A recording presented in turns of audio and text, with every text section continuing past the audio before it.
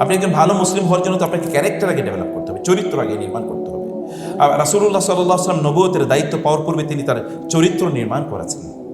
আল্লাহ তাআলা সকল নবীদের জন্য একই কাজ করেছেন, ওয়ালি তুসনা আলা আইনি ওয়াসতানাতুকা লিনাফসি।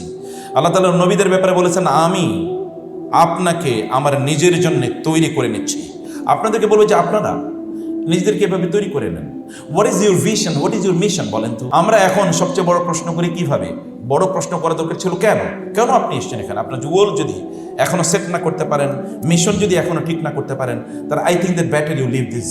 আল্লাহ তাআলার প্রিন্সিপাল হলো, আপনি যদি কাজ করেন আল্লাহ তাআলা তার ফসল আপনাকে প্রদান করবেনই, তিনি যেই হন না কেন।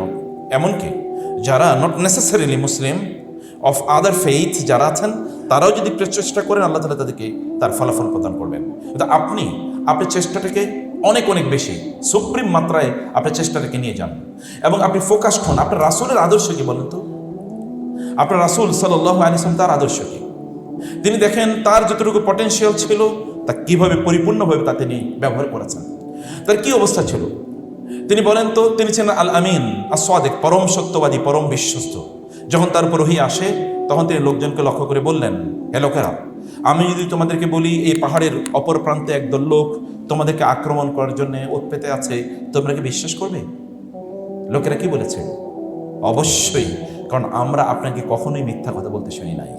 Young man, ladies and gentleman, my sisters and brothers, আপনারা বলেন তো আপনাদের লেভেলটা এই জায়গায় আছে কিনা, যে আপনি যখন আপনার বন্ধু অথবা আপনার কাজিনস, আপনার ফ্রেন্ডস যারা আছে তারা আপনাকে লক্ষ্য করবে, ও সে তো এমন একজন, he has never told a lie, সে কখনো মিথ্যা কথা বলে না।